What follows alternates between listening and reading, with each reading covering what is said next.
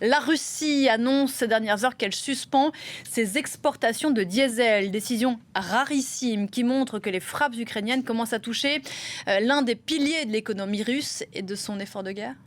Oui, depuis début 2024, Kiev cherche à frapper le cœur de l'économie de guerre russe et en particulier ses raffineries. Et cette décision de suspendre les exportations de diesel confirme que l'armée ukrainienne semble réussir de plus en plus à toucher les sites. On voit sur cette carte, vous avez en rouge et en jaune les attaques de ces derniers jours. La plus spectaculaire qui se trouve à l'est du pays à Omsk, près de la frontière avec le Kazakhstan. C'est la plus grande raffinerie de Russie qui représente à elle seule autour de 22 millions de tonnes de capacité de raffinage par an. C'est la production là-bas qui a été interrompue. Dans la nuit de lundi à mardi, d'autres installations stratégiques ont été visées, notamment à Saratov, à Tanako également.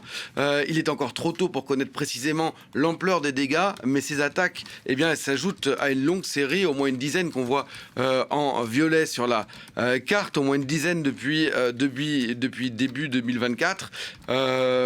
Selon l'état-major ukrainien, ces frappes perturbaient déjà près de la moitié des capacités de raffinage russes début juillet, donc avant la dernière série. Un chiffre que Moscou ne confirme pas, mais dont les effets sont déjà visibles en Russie, puisque 90% des régions russes connaissent aujourd'hui des rationnements ou des pénuries de carburant, avec des files d'attente qui s'allongent de plus en plus devant les stations-service, dont beaucoup sont touchés aussi par des pénuries, comme ici on le voit à Saint-Pétersbourg, à la fois pour l'essence et pour le diesel d'ailleurs. On va écouter les réactions de personnes qui faisaient la queue devant ces stations-service. Mon mari et moi avons fait le tour de peut-être 15 stations. Soit il n'y avait pas d'essence, soit les stations étaient fermées avec des pancartes accrochées partout.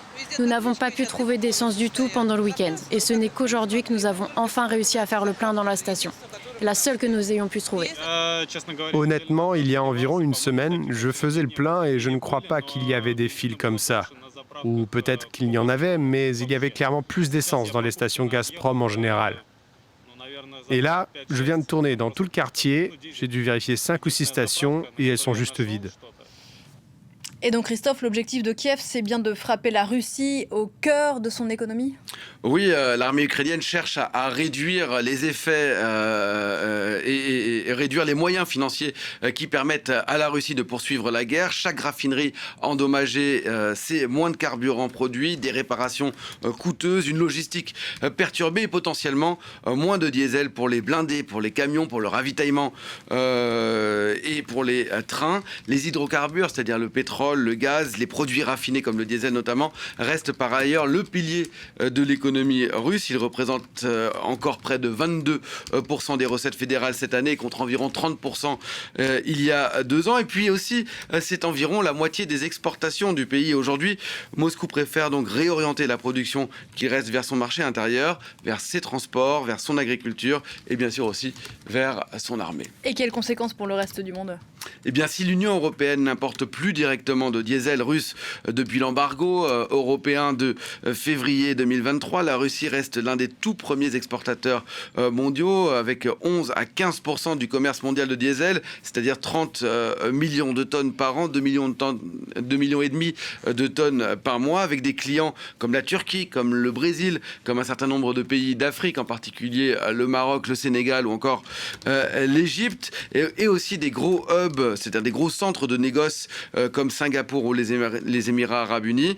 Tous ces pays sont attirés par un diesel dont le prix est compétitif, le pétrole brut russe étant vendu avec une décote depuis les sanctions américaines et européennes, autour de $10 par baril environ.